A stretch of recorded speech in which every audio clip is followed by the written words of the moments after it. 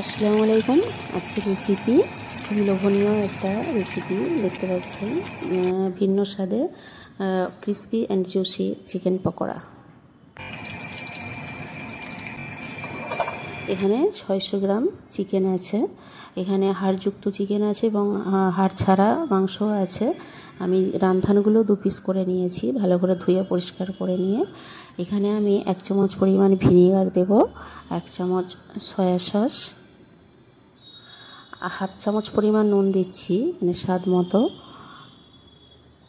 এটা গোলমরিচের গুঁড়ো 1/2 চামচের একটু কম পরিমাণ দিলাম।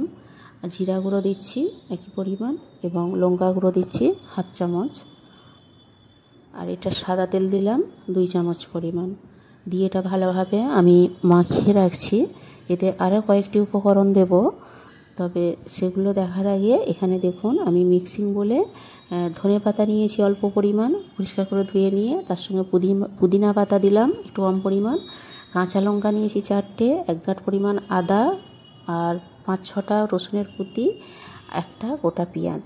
এগুলো দিয়ে খুব ভালোভাবে পেস্ট বানিয়ে নিয়েছি একটা, অল্প পরিমাণ পানি দিয়ে, 2 চামচ পরিমাণ পানি দিয়ে পেস্ট বানিয়ে নিয়ে আর এখানে চিকেনের সঙ্গে পেস্টটা মিশিয়ে দিচ্ছি। এটা ভালোভাবে আগে মিশিয়ে নিতে হবে। মিশিয়ে নিয়ে এখানে যে আমি গরম মশলা গুঁড়োটা ব্যবহার করছি, এখানে আমি এলাচ, লবঙ্গ, দারচিনি, জায়ফল, জয়িত্রী, তেজপাতা একসঙ্গে গরম করে এটা ডাস্ট করে রাখি। তো এটা এরকম কাবাব, টিকিয়া বা পকোড়াতে দিলে খেতে খুবই ভালো লাগে। এটা মাখিয়ে আমি 1 ঘন্টার জন্য ম্যারিনেশনের জন্য ঢাকা দিয়ে রাখবো। তো 1 ঘন্টা পর এখানে আমি একটা ডিমও দিলেই হতো, এখানে আমি 2টো ডিম ব্যবহার করেছি, আপনারা চাইলে একটা ডিম দিয়ে বানাতে পারেন। আর 1 ঘন্টা পরে এই ডিমটা আমি দেব। আর তার সঙ্গে এখানে আমি বেসন দিচ্ছি 2 চামচ পরিমাণ। এখানে বেসনের বদলে কর্নফ্লাওয়ার দিলেও ভালো হবে। যতক্ষণ এখানে রেডি করছি আমি কড়াইতে তেলটা খুব ভালোভাবে গরম করে নিয়েছি, নিয়ে এখানে হাই ফ্লেমে রেখে আমি পকোড়াগুলো প্রথমে ভাজবো। যদি লো ফ্লেমে রেখে ঢাকা দিয়ে ভাজা হয় তাহলে কিন্তু যে কোট করা আছে এই কোট করাটা ছিঁড়ে যাবে, শুধু চিকেনটা বেরিয়ে যাবে, সেটা খেতে ভালো লাগবে না।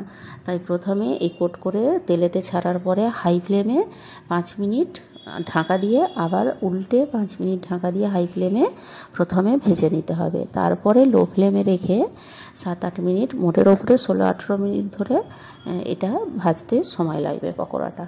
তো এটা খুবই সুস্বাদু, খুবই পছন্দের সকলের একটা খাবার। মাঝে মধ্যে শখের ওপরে এই ধরনের খাবার অনেকেই বাড়িতে বানিয়ে খায়। তো এইভাবে এই উপকরণগুলো দিয়ে বানিয়ে খাবেন, আশা করছি ভালো লাগবে। আর বাচ্চাদের কথা তো বলতেই হবে না, তারা তো ফেলতে দেবে না।